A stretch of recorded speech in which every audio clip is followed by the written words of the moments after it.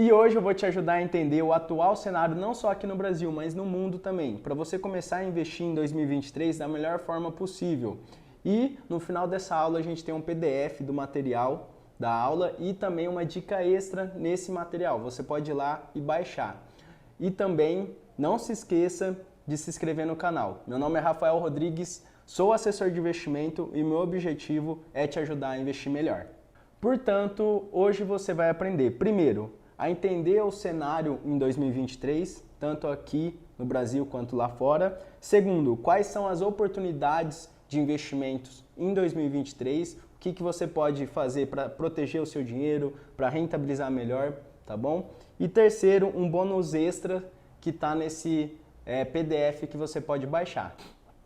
Então, começando pelo cenário econômico, 2023 vai ser um ano marcado, principalmente lá fora, um ano dos bancos centrais continuar lutando contra a inflação. A inflação que veio da Covid-19 e aí, para combater a inflação, os bancos centrais precisam aumentar os juros.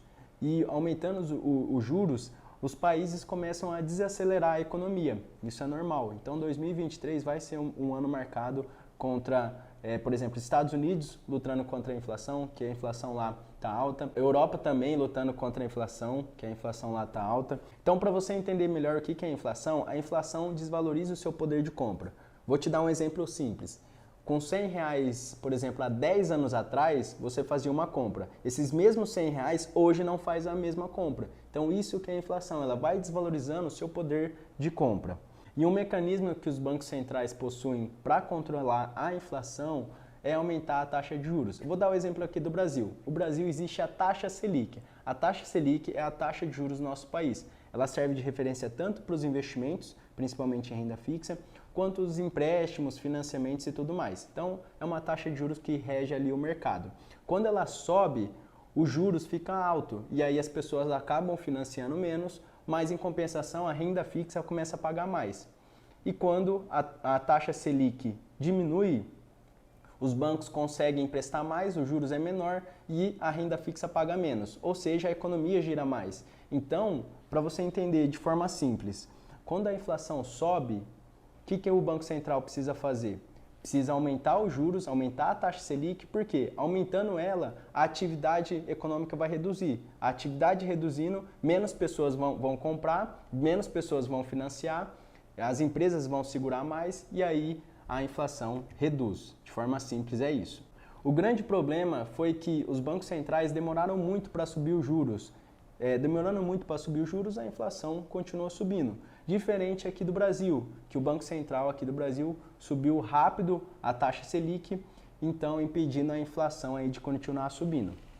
Em resumo, 2023 vai ser marcado aí, deve ser marcado em um ano que os bancos centrais, principalmente dos Estados Unidos, Europa, das principais economias, vão continuar a lutar contra a inflação subindo juros. E aí, como eu falei, subindo juros, atividade econômica reduzida, bolsa costuma cair, porque as pessoas vão querer tomar menos risco, porque, por exemplo, a renda fixa está pagando mais, e isso faz com que o país desacelere e a bolsa, por exemplo, lá fora caia. No Brasil, vamos entender o atual cenário aqui. Aqui a taxa Selic, que é a taxa de juros, está em 13,75, ou seja, ela está alta.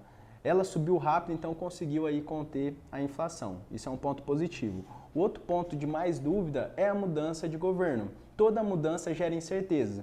E aí, mudando o governo, mudou a política, mudou todo mundo que vai estar administrando o Brasil.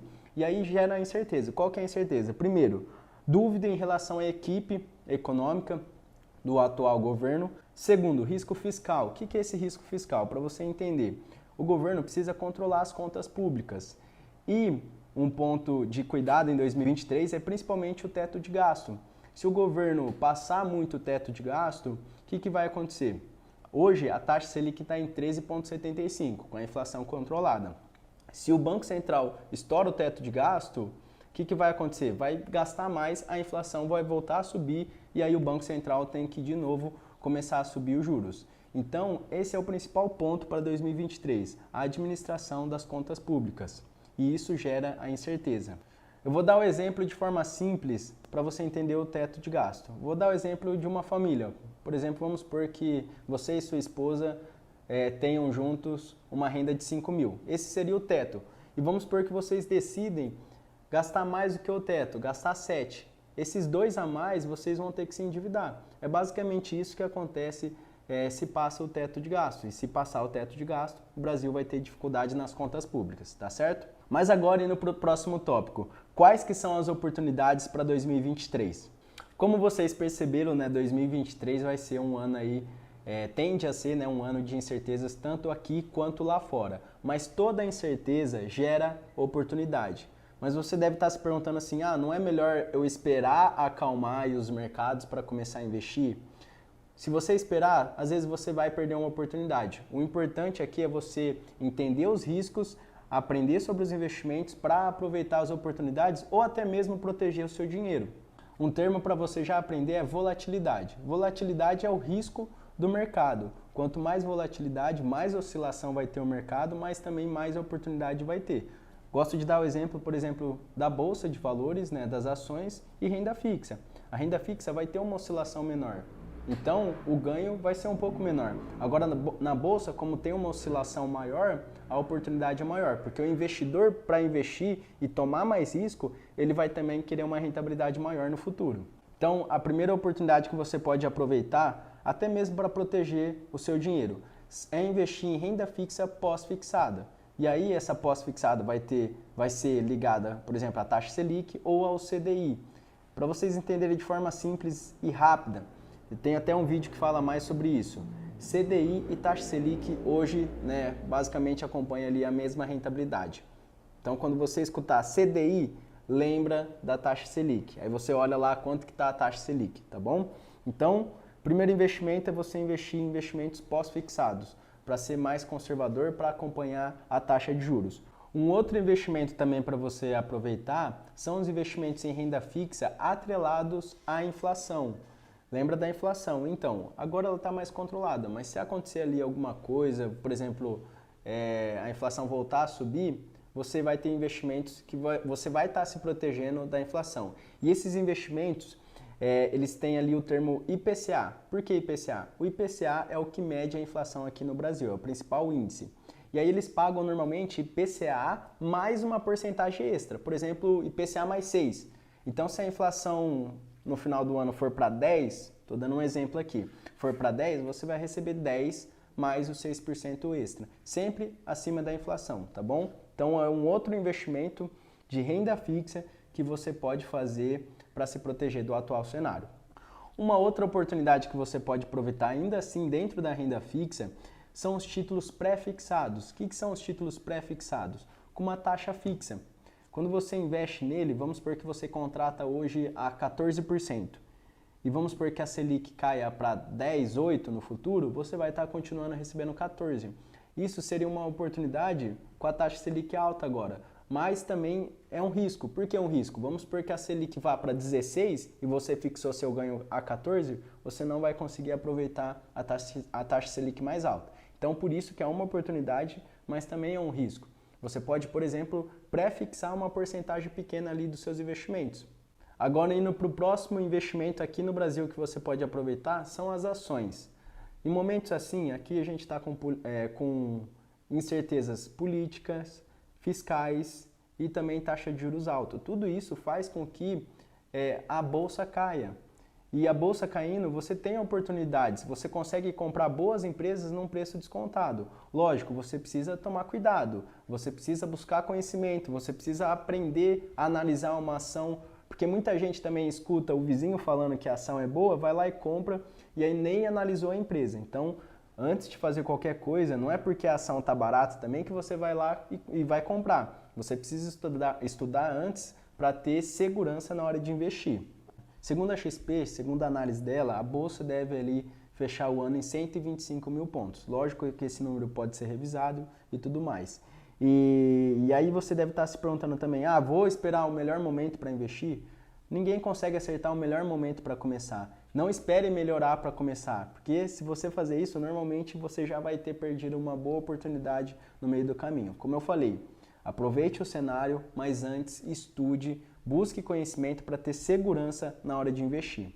Alguns pontos que você tem que se atentar no mercado de ações no atual cenário. Primeiro, você vai ver ali muitas empresas num preço barato, descontado. Mas antes de comprar, pesquise por que ela está barata. Será que ela está barata pelo cenário atual ou porque ela não está indo bem já faz um tempo? Então toma esse cuidado. Segundo, se a ação está cara, por que ela está cara? Será que compensa investir sendo que tem outras oportunidades mais baratas? Então é isso que você tem que se perguntar.